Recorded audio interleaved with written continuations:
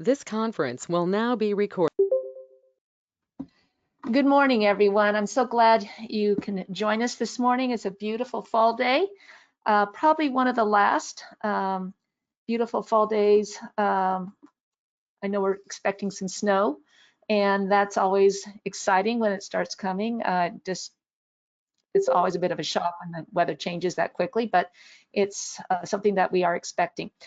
So today I wanted to spend a little time talking about COVID, and then also what we can do during a slow time. And as I said in my email, when you get into November on an election year, it is traditionally a slow month. It's historically, you just look back, it's always that way. But usually it's an indicator that the following year, it's a really strong month for real estate. So we are anticipating this month, November, to be somewhat slow. Of course, who knows with the market having been as crazy as it's been over this last year. But anticipate that it might be a little slow in November, which is an opportunity to work on your business rather than working in your business. So some of the things I wanted to share about, first of all, was dealing with this COVID scenario. And as I said in my email, I was fortunate enough to be able to host and do a panel discussion. CORE asked me to do this for all the managing principal brokers in CORE, and there were about 30 people who attended this. And we had a presentation done by the health department, a woman named Emily Freeland. We also had the CORE's attorney present as well. And she talked about what the law actually requires us to do. And there's some really interesting things I think we need to be aware of as we move forward in this. So let me just scroll back up to the very top of the presentation here and get it to the very beginning. And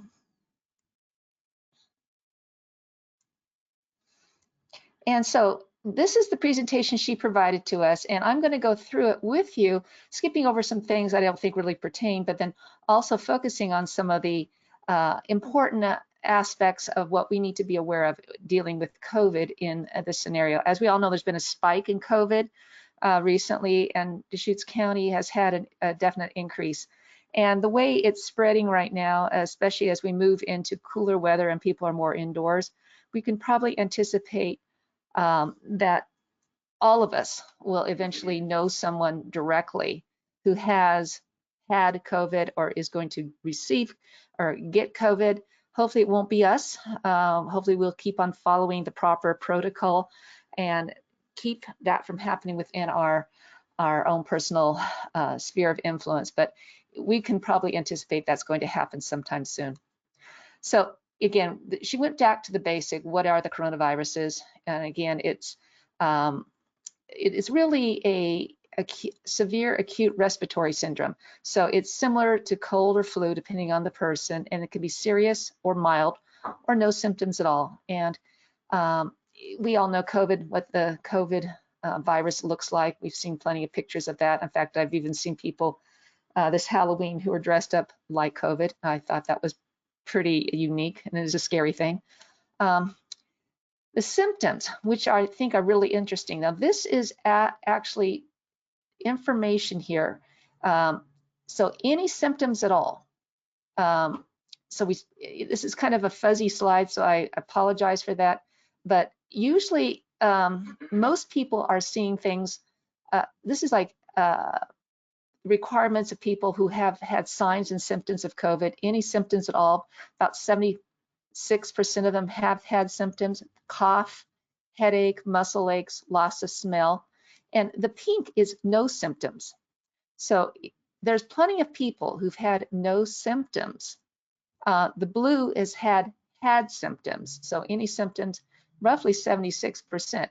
But that means there's other people who have never had any symptoms at all. And the number one symptom is a cough, then a headache, muscle ache, loss of smell, chills, sore throat, fever over 100 degrees, a runny nose, shortness of breath, diarrhea, nausea, abdominal pain, vomiting, pneumonia, abnormal chest x-ray. And so these are the symptoms of COVID. But again, lots of people don't even have symptoms. So it's transmitted three basic ways: droplets, some of the larger droplets can travel a few feet in the air and infect someone that's close by. And then there's fomite, and that's the larger droplets deposited on surfaces that can remain infectious for up to several days. And then aerosol, the smallest droplets that can stay suspended in the air, and if they contain the virus, they can be infectious for several hours at long distances. So those are the three ways it's transmitted. Now, this is what's been happening in Deschutes County. This was as of the middle of October, and this again was when we had our presentation, but you can see when it first hit, we had relatively very, very few cases. And then in the summer, there was a huge spike in cases, people getting out and doing things outside, a decrease moving into fall. And then again, we've had another spike. And I do look at the paper every day, and I look to see what's happening. And I do see we are definitely having a lot of cases every single week. Every day we've got additional cases. So here is the breakdown by age, which I think is very, very interesting here. So the COVID cases are the dark gray, and the county population is the light gray. So people of ages 0 to 9, 10% of our county are in the ages of 0 to 9, but there have been 5% of the COVID cases. The big tick here is the 20 to 29-year-old ages. And of course, the 20 to 29-year-olds represent 11% of our population, but they have 20% of the COVID cases. You can see also the 30, 39, 40 to 49, and then the 80 and older, 4% of our population, 4% of the cases. So again, the big spike is with younger, healthier people. So case linkages or categories. So here you can see how people are getting it. Household linkage, a lot of people transmitting it within their household. Here is the medium blue is cluster outbreak or close contact. This would probably be people who are out and about, meeting with people, maybe going to the bars, maybe just not being really careful out there. And you can see that a good portion of that, roughly 50%, is coming from just close contact or cluster outbreak. And then no known linkage, and that's the other one. There's no way of really knowing how they got that. So the testings that are involved, how testings happen, active infection or rapid antigen tests. I know a couple of our brokers have had these tests, and I hear they are not necessarily the most comfortable thing, but they do test, and I know they're coming up with some different ones too. And again, there's the past infection, which is the antibody test. So we have to assume that we're going to have a positive client that we're going to meet at some point in time. So the high risk exposures include being within 6 feet of the positive individual for more than 15 minutes, and the exposure must be during the contagious period, which is currently defined as 48 hours before they exhibit symptoms or 48 hours before positive test in an asymptomatic individual. And so you're going to have to assume that sometime in your work, when you're working with clients, you may meet somebody who has COVID, and they may be totally asymptomatic. I know within our brokerage, I've heard of 2 people who actually have been notified that they've had clients who have been tested positive for COVID. These clients told them as soon as they found out about it, and it took our brokers took proper precautions. And they have not received, gotten COVID, but it's one of those things we have to consider. You probably will sometime, until they get a handle on this and there is not a spread, or until the vaccine actually is out there and being utilized by people, you're going to anticipate that we're going to have exposure to COVID. So you can return to your normal activity when you've been 10 days past the start of symptoms and at least 24 hours since the last fever, and other symptoms have improved. And so in the case of the most recent exposure that we've had within our brokerage, which happened to be a seller who told us that they were symptomatic, they had tested positive. and we were in a real estate transaction with our seller in which we have the appraisal scheduled, and the concern was, would we be exposing the appraiser to COVID? Well, based upon what the county said, it had been 10 days since the start of symptoms and 24 hours since the last fever, and other symptoms had improved. He had a cough. Things are improving. So according to this, the risk of exposure to the appraiser was minimized.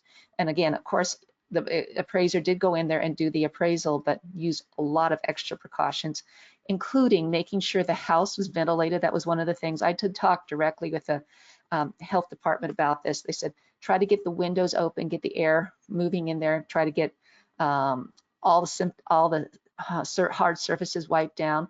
And of course, the client themselves out of the house for several hours before the appraiser was scheduled to come in, and that was all followed. And as far as I've heard, there's been no exposure, or the appraiser has not come down with any sort of symptoms. But we have to be very careful about this, and we want to make sure that we're not passing on any exposure to anybody else. So there are things about what we have to do, what we should do, and what the public thinks we need to do. This is all something we have to take seriously. So here's the things we do to try to reduce risk. One of the most important things is washing hands. And washing your hands, avoid touching your face. I know every time we take a mask on and off, we are touching our face. So hand washing, one of the biggest things we possibly can do. Again, maximizing our distance. We always talk about that 6 feet of social distance and wearing your mask. And then screening for symptoms and disinfecting surfaces. At our brokerage here, we are going in regularly, wiping down hard surfaces with disinfectant. I know we've established some protocols when you're on floor to make sure you wipe down the phone, wipe down the computer, people wearing their mask properly. And again, keeping that on while they're there in the office. These are all things that we need to do. It's really hard to read this, but these are the actual guidelines. So the health department came out with these changes that came in from the governor's requirement that went into effect October 18th. This was an update, and I shared that in my last email with everybody. There's also the statewide reopening guidance, and anyway, these are things that we can all look at, and these are things I've looked at personally when it came time to looking at what we should be doing within our brokerage. We got to follow what the edicts from the governors are and what the health department tells us to do. Very important. So face covering guidelines. Who's responsible? Businesses, people responsible for indoor, outdoor space, people responsible for public and private workplaces. So who's required? All people who enter the space, including employees, contractors, volunteers, students, customers, and visitors. So in other words, we are required when we're inside right now to be wearing masks. It's required. Even our clients walking in the door, we do have masks available. If they don't happen to have one, we would ask them to please put one on. We need to have these on. Not only is it required from the governor, it's also required in the city of Bend. And one of the things that the attorney talked about was that there are, if failure to abide by this can be considered a Class C misdemeanor, which could be incorporated as a $1,250 fine, so $1,250 fine, and 30 days in jail. So that's a Class C misdemeanor. That's the utmost if someone is found guilty of violating the law and doing a Class C misdemeanor. So just be aware that we are all required to be doing this. So here's the face covering guidelines. Face coverings that cover the nose and mouth and rest snugly above the nose, below the mouth, on the sides of the face, cloth face mask, paper face mask, polypropylene. Face shields are allowed, but they're not recommended. Just because they're open, it's easier to breathe. I understand that, but they're just not recommended, but they are allowed. So if you do have a face shield and that's what you wish to wear, that's okay. Not allowed any face shield that has lace, holes, a chin face shield, those are not allowed according to the guidelines. So here's how people will wear them. And again, we see plenty of this below the neck, under the nose, to the side with a hole. Again, the recommendation and the guideline is that we need to wear them properly.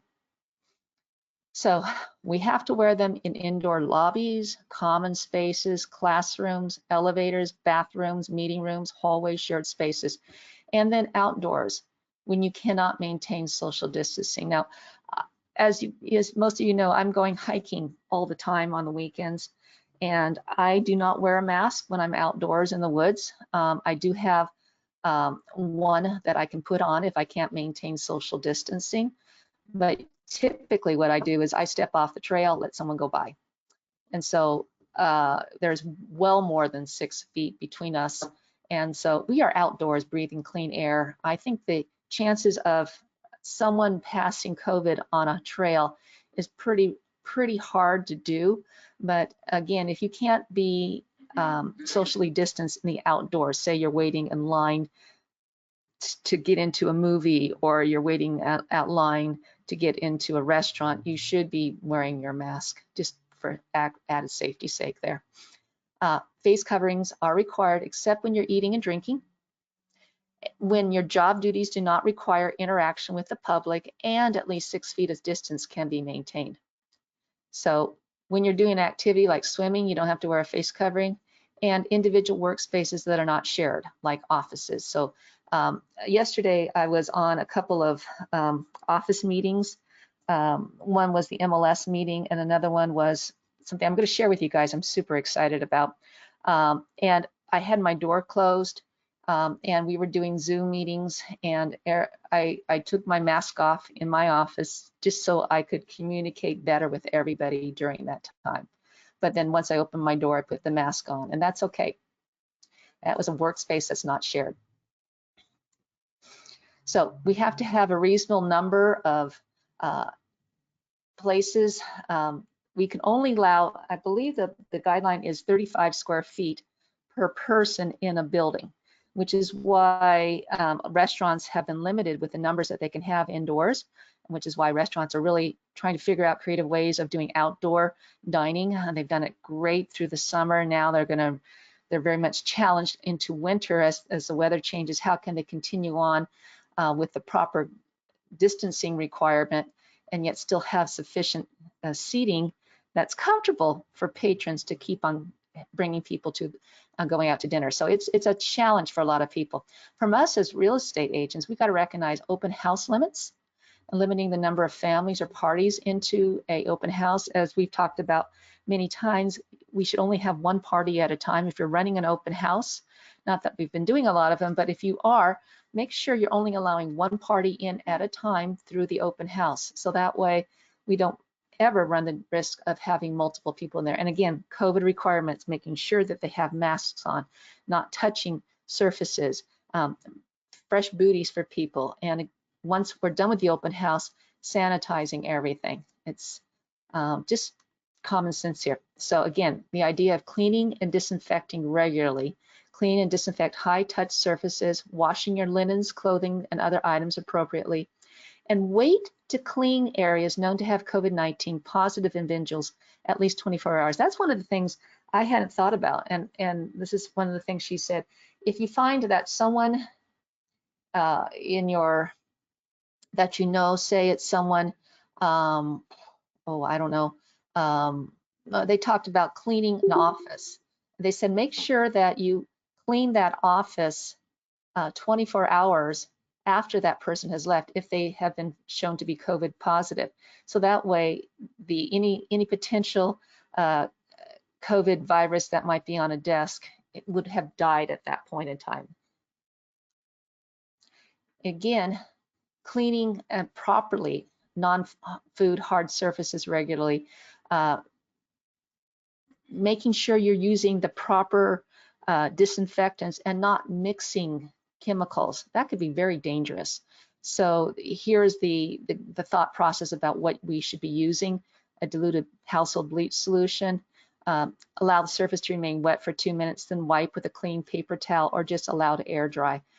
These are the things, and we have to clean those towels regularly. Read the instructions, wear the protective gear, and don't mix chemicals. Commonsensical things. And again, only about 1 in 3 adults are using the used chemicals or disinfectants unsafely. So making sure you read the instructions on your disinfectant. Wear the protective gear if you need it, if it's a harsh chemical, and don't mix those chemicals. Again, hand washing, one of the best, most important things that we can possibly do to mitigate COVID-19. I have a friend who's a nurse, and she works at the hospital, and she's got that protective gear on all the time. And she says, in her opinion, working in the medical profession, the most important things you can possibly ever do is soap and water, washing your hands.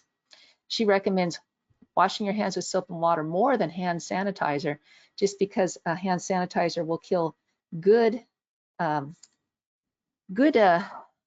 that we need, as well as the bad ones. So again, hand washing, she says, is the best. And again, there's no recommendation for gloves. I know initially when this thing first happened, we were all concerned about, do we need gloves to wear? And actually they say that there's more problems connected with wearing gloves, just because you're more likely to touch things and then touch your face with the gloves. So they say gloves are important in food preparation, obviously, and if you're cleaning with harsh chemicals, but the recommendation from the health department is don't wear gloves and just wash your hands a lot, soap and water. So making sure we have plenty of hand washing. Now, this is the one thing I hadn't thought about a lot of, is the HVAC system. So making sure that your HVAC system in your home, maybe within the homes that you're showing, if you're representing a seller, ask them, have they changed the filters in their HVAC systems? We all know that's one of the normal things that would happen in a home inspection anyway. They would ask for servicing of the HVAC system. So to be proactive for COVID protocol, you might want to suggest to your seller, please, would you consider making sure you've cleaned the air filters? Is the air filter operating? Is it clean? Does it need surfaces? Also, one of the recommendations from the health department is, if we're on a recirc situation with our HVAC system, that's just circulating air in the home. You may want to be drawing in outside air if possible, because that's bringing in clean air outside, from outside into the home, which would obviously help with any sort of COVID or any sort of bug that might be in the house, just circulating around rather than getting it filtered out. So outdoor air coming in. Again, also symptoms for clients and staff. You should ask them about all those sort of symptoms. So if you have a client who you're starting to show property to, you might ask them, have you had any sort of exposure to COVID? We just want to make sure that we're all staying healthy and safe during this time.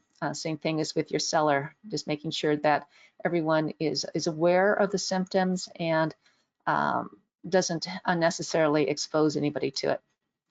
Also, one of the big pushes from the health department is get your flu vaccination. So we all know we do have flu vaccines. They come out every year. They always have a different variation of the flu vaccine because the flu does mutate. I'm wondering if that's going to be the case with COVID. Once they do develop a vaccine, if we're going to have a new COVID immunization every year too. But the recommendation from the health department is to get a flu vaccination if at all possible. And again, keep the 3 Ds, dose, duration, and distance, and then avoid 3 Cs, closed spaces, crowded places, and close contact settings. Follow the intent.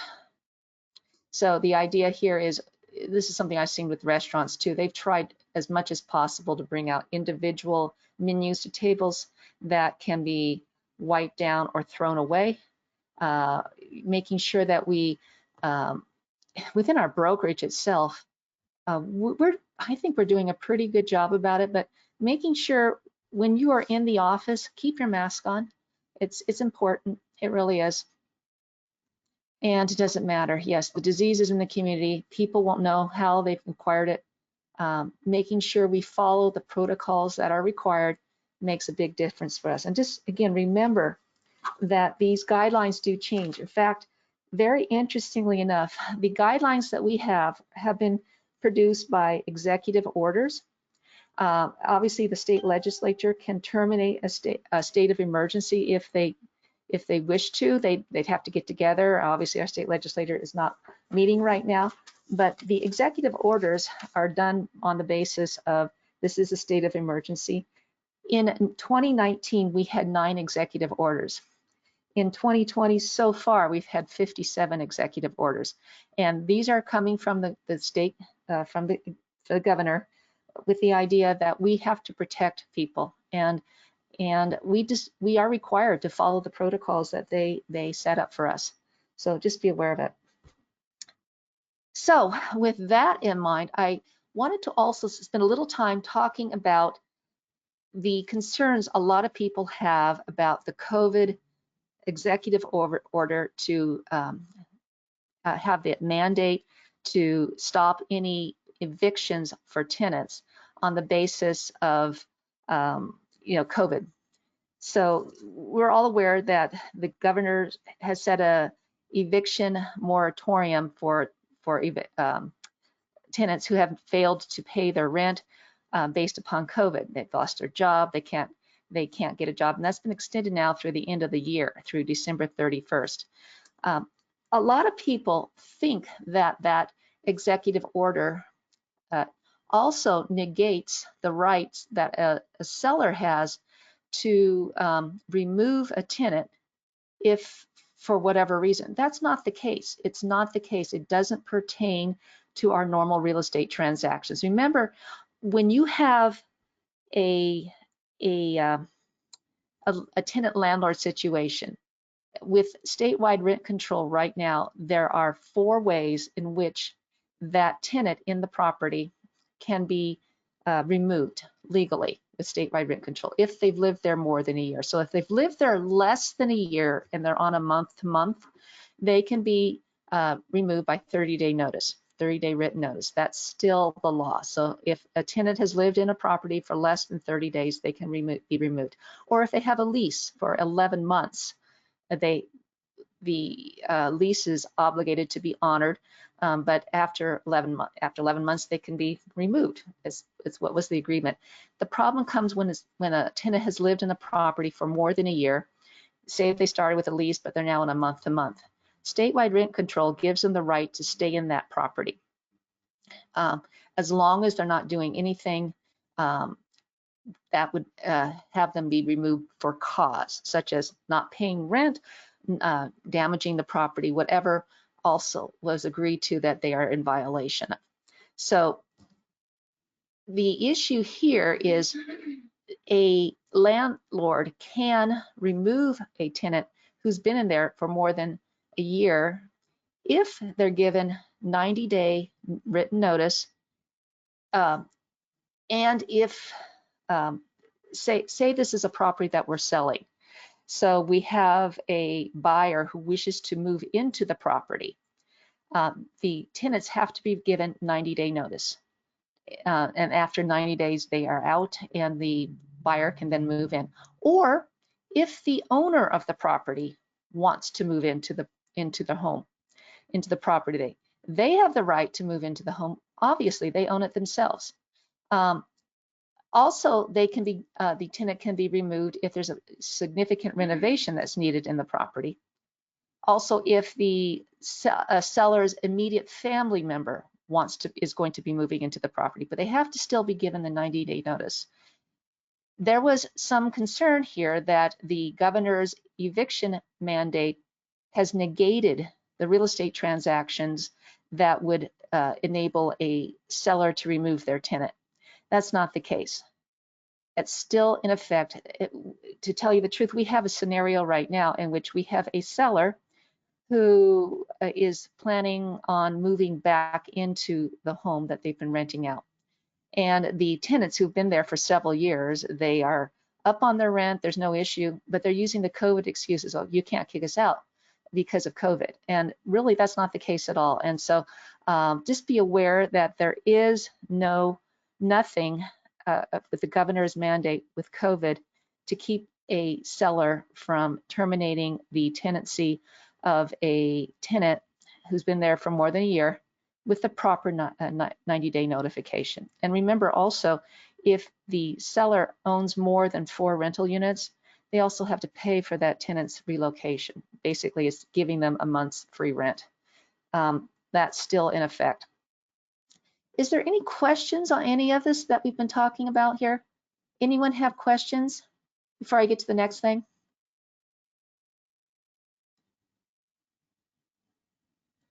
Any thoughts, any questions? Just to be clear, did you say 60 days notice if month to month and 90 days if 1 year lease? It's 90-day notice. If the tenant is in there for less than a year and they're there on a month to month, they can be given 30-day notice. Oh. That's still the law. But Okay, if they lived in the place more than a year and they're month to month, they have to be given 90 days. And they really, if the purchaser for a property is going to be an investor, has no intent of moving into the property, they cannot remove that tenant for anything but cause. And remember, that was part of statewide rent control. Those tenants have the right to maintain possession of the property as long as they're paying their rent on time. In this case, the COVID mandate that the governor has passed to keep these to eliminate evictions for cause, say they can't pay their rent because they've lost their job because of COVID. Those are the mandates that are in place. Does that explain okay, Diane? Yeah, thank you. I just need a summary. Okay, very good. Yeah, Okay. thanks. Yeah, I'll follow up again. I have sent out the OAR tenant landlord statewide rent control information, and there's also an additional document they have produced which outlines these additional things since the governor has had these new COVID mandates in there. So I'll send that out to everybody so you all have a copy of that. Okay, thank you for that, because we turned down an offer because we weren't clear about the issues with the renter and took a cleaner offer with no tenant. So it would be good to have in the file. Thank you for that. Right. And I always recommend we go to our associations. They are the ones who have the attorneys to keep up on all the changes in law. And so the OAR attorneys are really up on what's been changed. They do write this up. I'm referencing them all the time whenever I have questions on this. It's helpful. They know what they're talking about, and it's something that helps us to do our job better.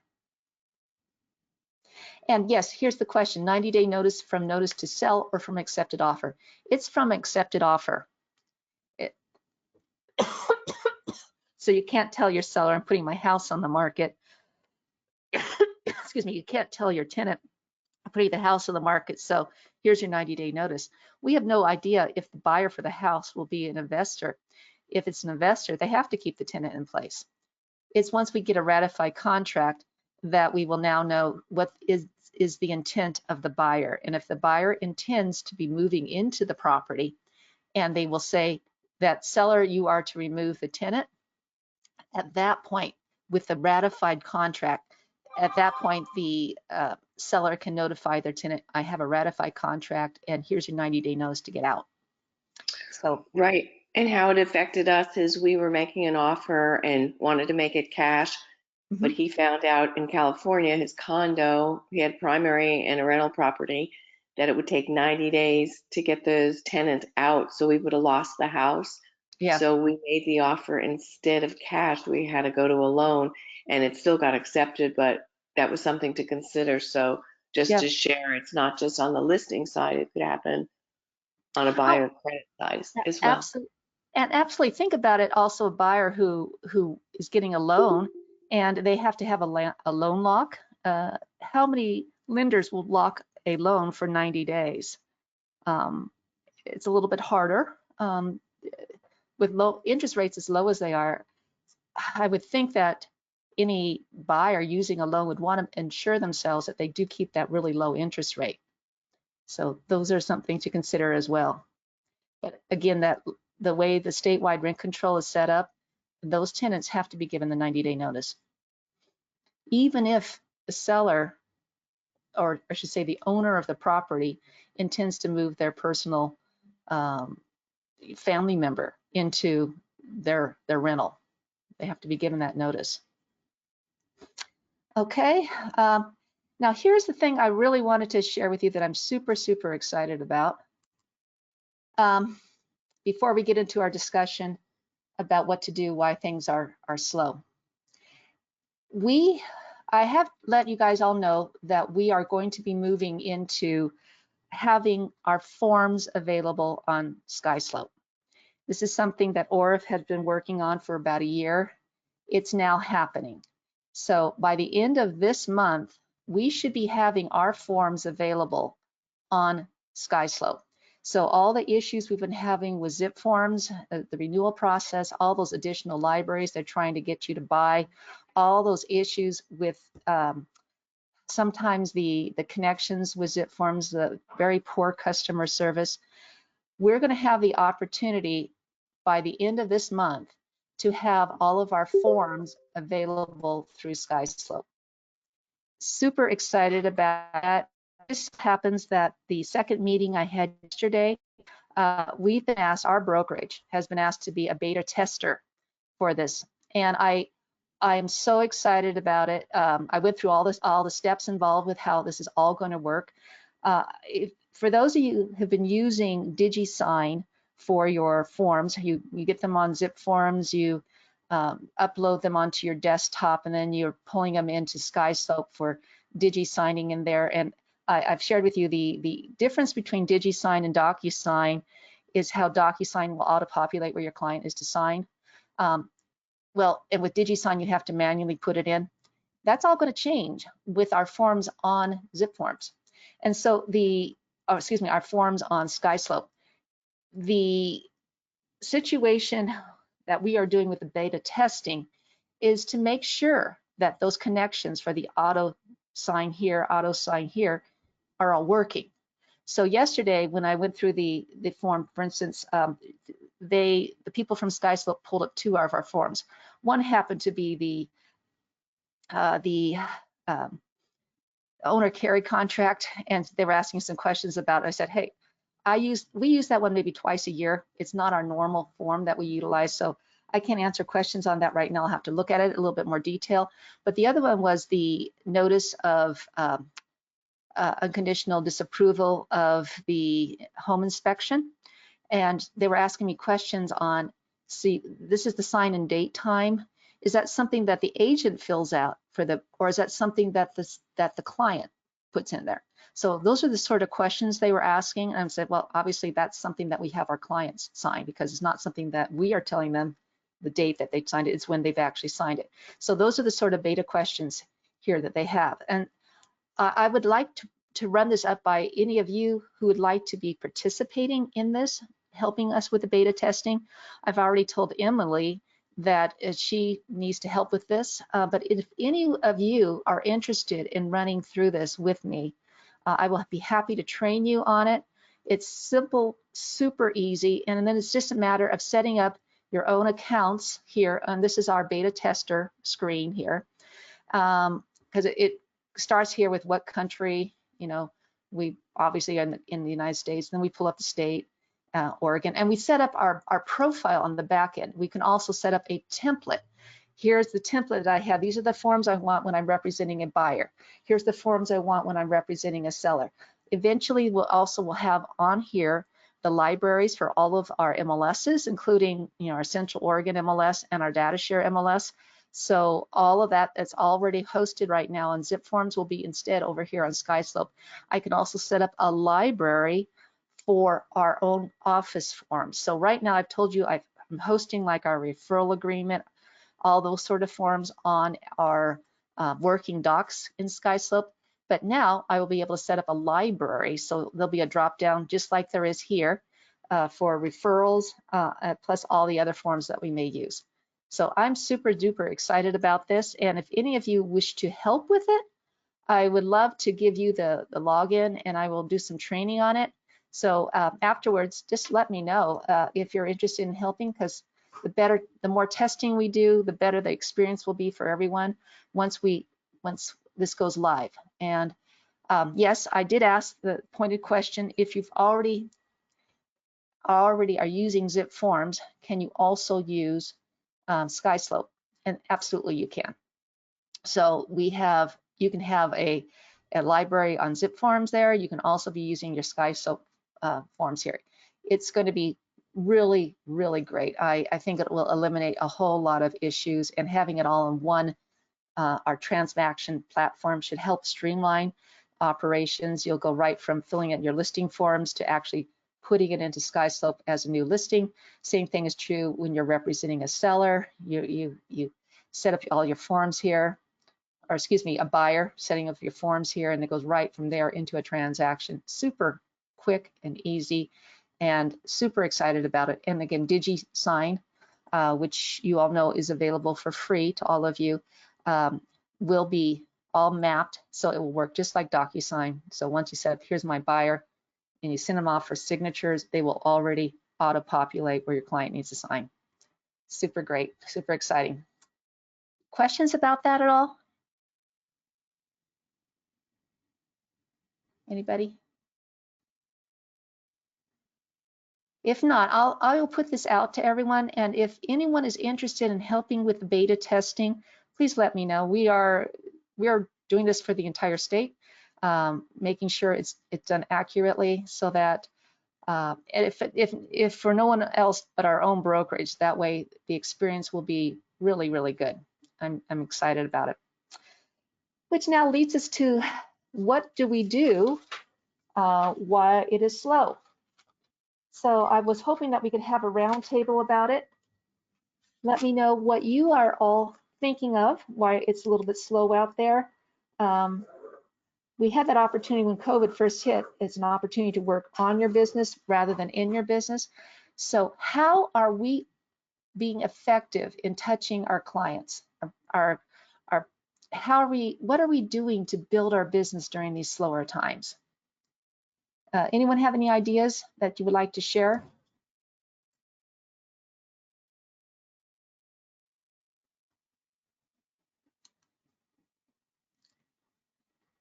Lene, are you there? Yeah, I am. Well, Go ahead, I kind of felt that. And I sent Halloween and fall cards out. And then to my buyers here locally in Oregon, I brought fall gifts, and I sent out fall coffee cards, Starbucks cards. Yeah. Have you heard back from them at all? Yeah, they all thanked me. Anyway, they thanked me, and I've got 2 possible listings that I'm waiting on, so I'm just keeping in contact with that. Wonderful. Did the possible listings happen as a result of this marketing that you just did?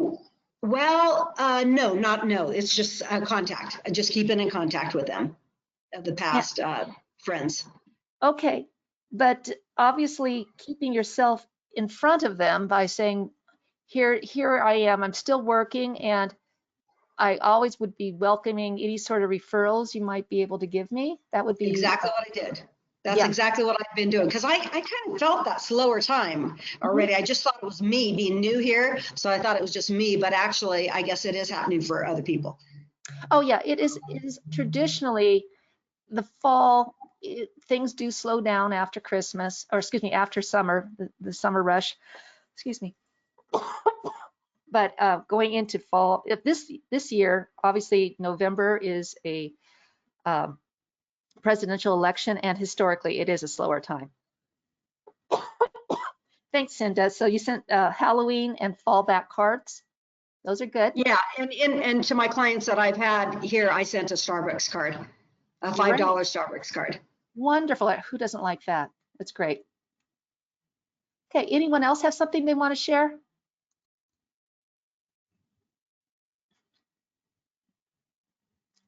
How do you stay in front of people? How do you connect with them? What do you do to make sure that they remember you when it comes time to refer somebody. Is anyone making phone calls to past clients?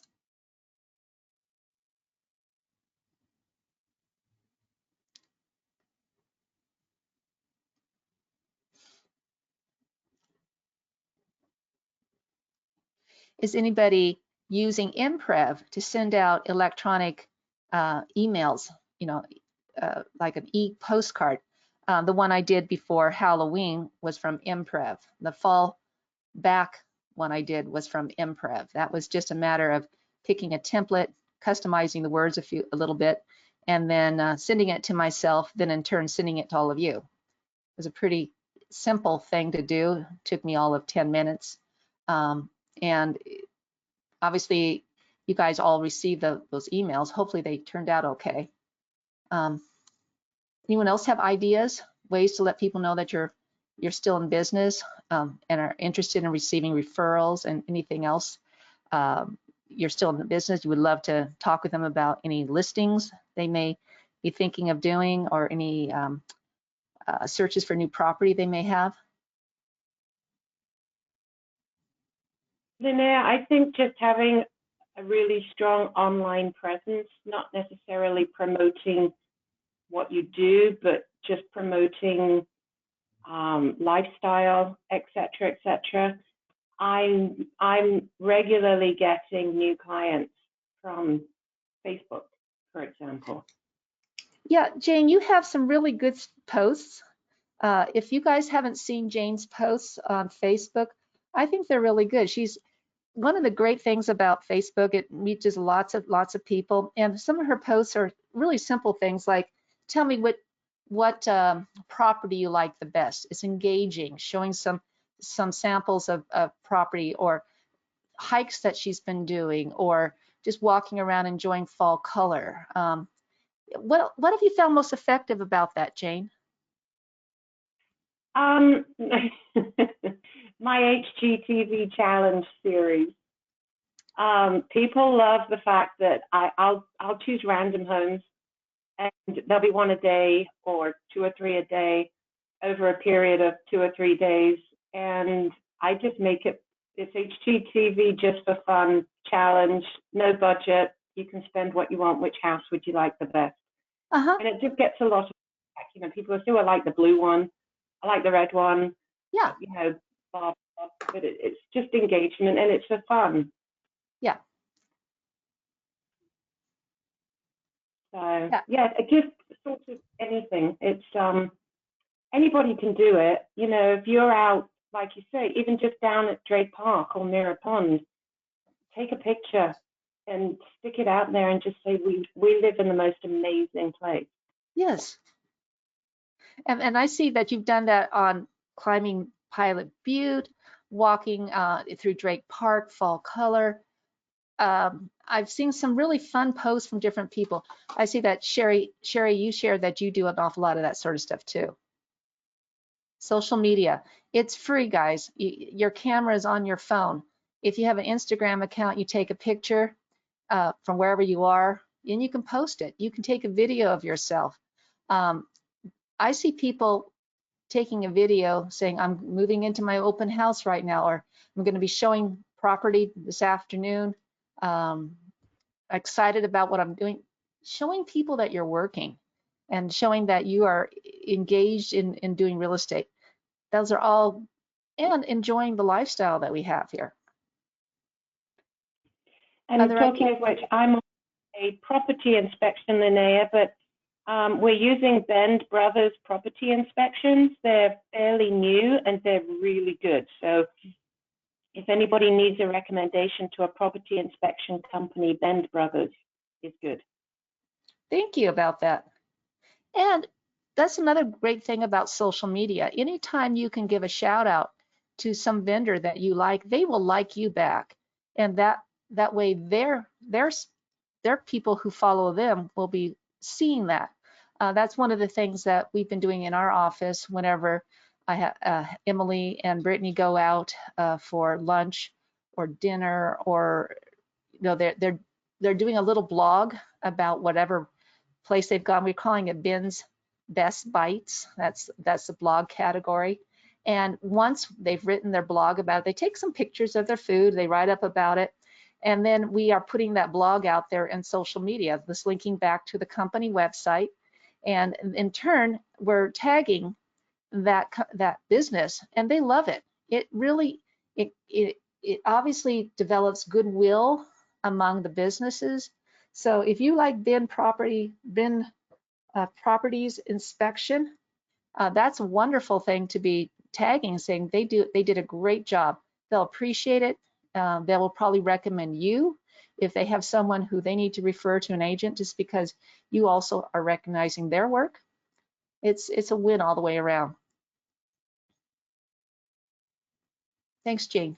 Anyone else have some ideas right now that you like to share?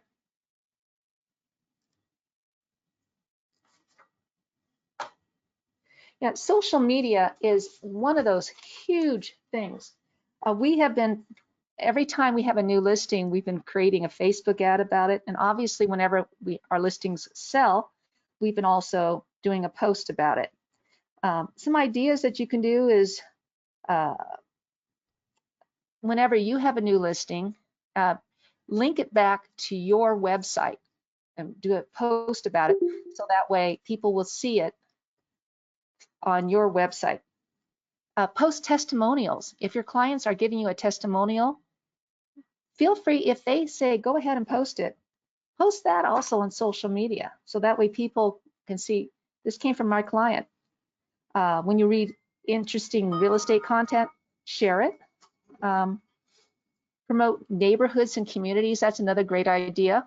So talk about, have you been to this wonderful, have you been to the Northwest Crossing new phase at Discovery Park? Wonderful area, great new homes being built, talking about that, and then tag them. Promote local parks, outdoor spaces, talk about things that are happening in the community. I know out of the election last night, it looks like the transportation bond is scheduled to pass. So how will that impact Bend? If you are interested in researching that and writing a blog about it, that would be something that would give you recognition out there. If you write a blog about it, post it on your website, and then link it to social media, it might be picked up by a bunch of stuff.